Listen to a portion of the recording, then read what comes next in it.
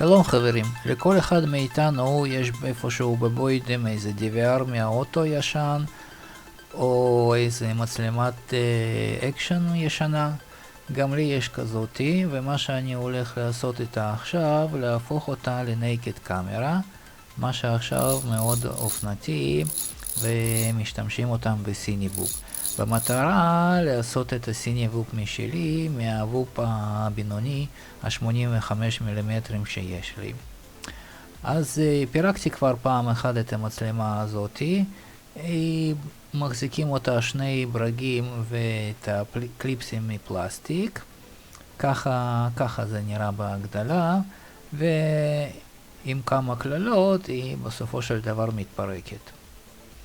מבפנים אנחנו רואים שיש לנו שני בטריות.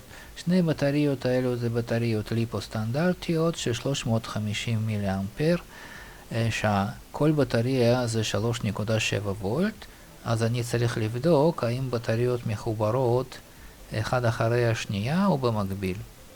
אני רואה שזה 3.7 וולט, שזה אומר שהבטריות מחוברות במקביל, ושזה אומר שאני אוכל להחליף את הבטריה הזאת עם הבטריה הקטנה של הוופ הקטנצ'יק שלי של 65 מילימטר. עכשיו אני אחתוך את הכבלים האלו ואחליף אותו עם הכבל בלנס שנשאר לי מאיזה פרויקט אחר. כמו שאתם רואים זה הכבל, שני גידים. אני מחבר אותם במקום הכבלים הישנים, ואת הקונקטור ככה שהוא ייכנס בתוך הבטריה.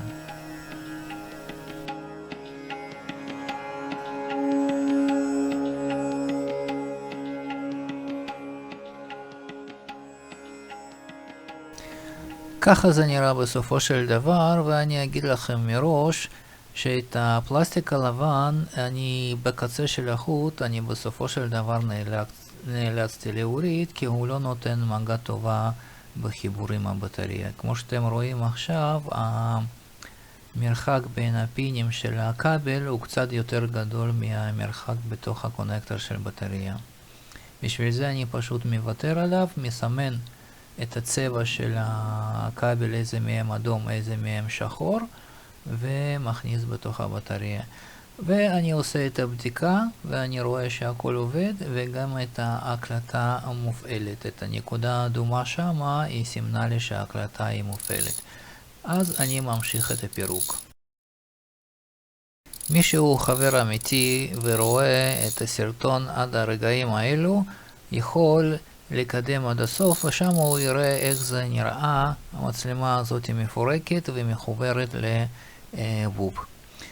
חוץ מזה אני רוצה לעשות דיסקליימר קטן, שאל תפרקו משהו שעובד טוב, אל תרוצו לפרק איזה GoPro 8 או כזה דבר, כי זה יותר מסובך מהדבר הזה, וחבל על הכסף שלכם. אולי עדיף פשוט לקנות מוכן. אבל תהנו תסתכלו איך הבן אדם אחר עובד. לפני שאני מפרק את הגוף סופית, אני מסמן לכפתור הדלקה כדי שאני אדע אחר כך מה מדליק ומה מקליט. ומכיוון שתהיה עוד חלק לפרק הזה, לפרויקט הזה, אז אתם יכולים לעשות סאבסקרייב. ותודה מי שעשה.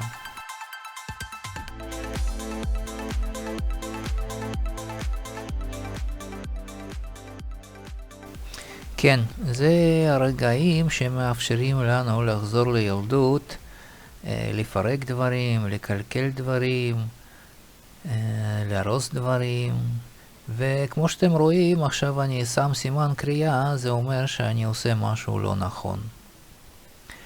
אבל נכון לעכשיו אני מחבר את הבטריה ואני עושה בדיקות מדי פעם כדי לראות אם גרמתי נזק או לא גרמתי לנזק. עכשיו אני רואה שהמצלמה היא נדלקת עדיין, זה אומר שהכל עובד לי, ואני יכול להמשיך הלאה, שזה אומר לפרק את המסך. בואו תהנו יחד איתי.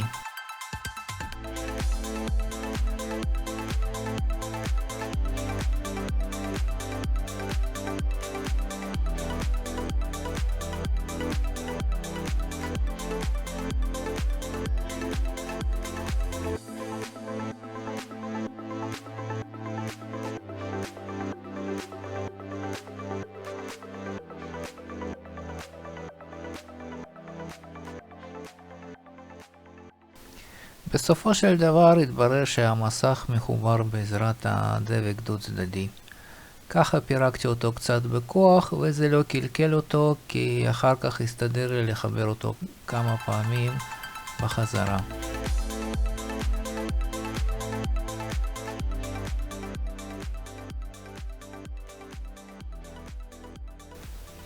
פה מחכה לנו חיבור של צמא סטנדרטי למכשירים אלקטרוניקה עדינים.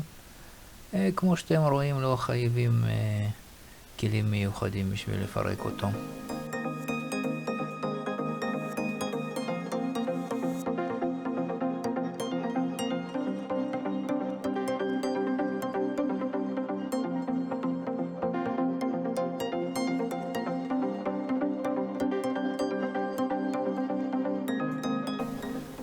כמו שאתם רואים עכשיו, קרתה לי תקלה בלתי צפויה. מרוב ההתיישנות, הכפתור של ההקלטה פשוט התפרק מהמצלמה. פשוט התפרק מהכרטיס הראשי. אני באמת לא יודע למה ברגע הזה אני החלטתי להדליק את המצלמה. זה באמת שאלה בשבילי. אבל הגעתי, גם תשימו לב, לשים על החפצים מברזל את הדברים, את המצלמה, זה לא באמת מעשה נבון. הצלחתי לחבר את הכפתור בסופו של דבר, אבל הצלחתי להלחים רק את המחזיקים של הכפתור, ולשמחתי זה שמר את המגע עם הכרטיס עצמו, ככה שכפתור נשאר פעיל. במקביל עלתה השאלה איך אני יודע אם המצלמה שלי בכלל פועלת. איך אני יודע שהיא מקליטה כרגע. בגלל זה עכשיו אני צריך להחזיר את הגוף, כי הוא כולל רמקול הקטן. עכשיו אתם רואים שזה קשה, וזה היה טעות לנתק את זה. שמתי לב שבמצלמה שלי, כי אין לה וי-פיי, אין לנו ריץ' של הקלטה, אז רק את הרמקול נותן לי לדעת אם היא מופעלת, וגם שמתי לב שאם היא לא נכבדת מיד, זה אומר שגם ההקלטה מופעלת. ככה גם אתם צריכים, במידה ואתם מפרקים איזשהו מצלמה משלכם, להבין איך אתם יודעים אם ההקלטה מופעלת. כי הטיסה בלי הקלטה אין טעם בזה.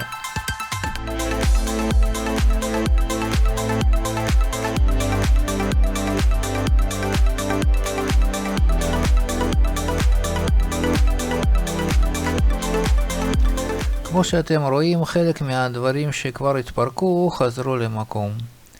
תוך כדי זמן שעבר עשיתי כמה בדיקות ווידאתי שהמצלמה באמת פועלת ומסוגלת לעשות את ההקלטה. אז עכשיו זה הזמן לעשות שקילה ולבדוק מה היה ומה יצא לנו. אז אנחנו רואים שהמשקל של כל החפצים של המצלמה היה 64 גרם, ואחרי כל הדברים שהצלחתי להוריד ממנה ופלוס בטריה קטנה, המשקל הכולל נראה 36 גרם. וכמו שהבטחתי בהתחלה, ככה נראה המערכת שהיא כבר מורכבת. איך בניתי את זה, מה השתמשתי, למה לא לזרוק את המחשבים הישנים, מה בכלל הרעיון, האם זה אמור לטוס, האם זה טס, האם זה צילם, תוכלו לדעת בפרק הבא. תודה לכם שצפיתם, תודה שצפיתם עד הרגע הזה, כל טוב ונתראה בפרק הבא.